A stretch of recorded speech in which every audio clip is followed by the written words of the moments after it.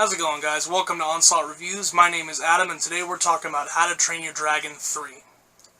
Okay, so, I've been a fan of the How to Train Your Dragon movies ever since the first one. Freaking, between the first one and the second one, I really didn't have a favorite between the two. Freaking, I think they're both awesome movies, so, I was really excited to see the third one, and it definitely didn't disappoint.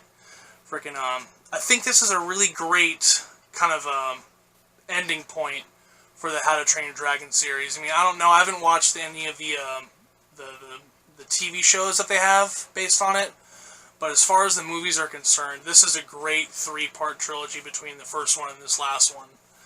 And, I really enjoyed it. Okay, so, the first thing I really enjoyed was, again, the CGI and the animation. These guys really know what they're doing, freaking, when it comes to the animation department of this movie. It was so well done, even down to just little things like the way the sand's animated. It just looks so real. It almost looks like they literally just filmed sand, and that was it. It doesn't look like animated. It looks real. It's crazy, and freaking that goes the same for, you know, the way the action is done. It's just top-notch animation and CGI. They really knocked it out of the park with this one.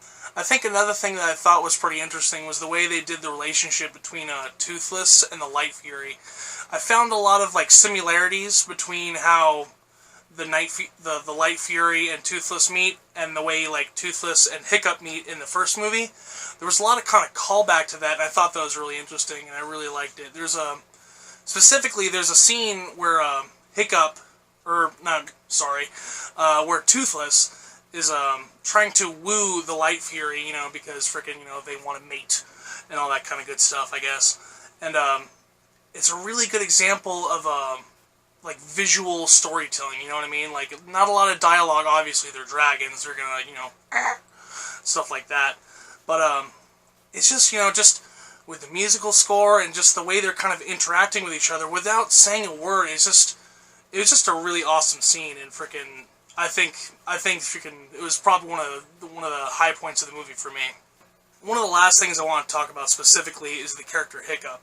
You know, when we first see him in this movie, it really is a far cry away from the Hiccup that we're introduced to in the first How to Train Your Dragon movie. It's really interesting to see, you know, this, you know, neurotic little kid, basically, from the first one grow up to be, you know, this, you know, well, he's still neurotic and stuff like that, but freaking the things that he does in this last movie, freaking, you could never see Hiccup doing in the first movie.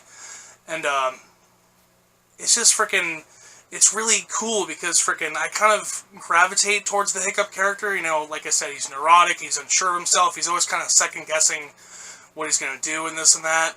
And I kind of feel that myself, so I was able to really kind of connect to Hiccup through these three movies. And, you know, it was really cool to see where he ends up at the end, and it's very, you know, inspiring and stuff like that. This is a very inspiring and very heartfelt movie, you know what I mean? So, but yeah, Hiccup was great. And the last thing I want to talk about is just the general kind of the heart of this movie. This is a very heartfelt kind of movie, you know, especially near the end. Freaking, I won't totally give it away, but freaking, you know, there's a decision made at the end that really hits home with freaking, you know, with the whole idea of like growing up and stuff like that and having to let go, you know, hint. I don't know, freaking, it really hit me in the heart, you know what I mean? And I think freaking, if you're a fan of the How to Train Your Dragon series, and, you know, your kids are fans, or, you know, you want to go see this with your family or stuff like that, this is a great movie for the family. Or if you're just, you know, just a fan on your own, this is a great movie, and I would give this movie 5 stars. Alright, guys, well, that's it for me. Freaking, if you guys like this video, go ahead and like it, subscribe it, share it, all that good stuff. Freaking, if you guys want to follow me on Twitter or Instagram, the handle is Adam_Onslaught1. And I'll go ahead and throw, you know, the link for that in the description and stuff like that. And I'll see you at the also, you know what I mean. I'll see you in the next review thing. All right, later.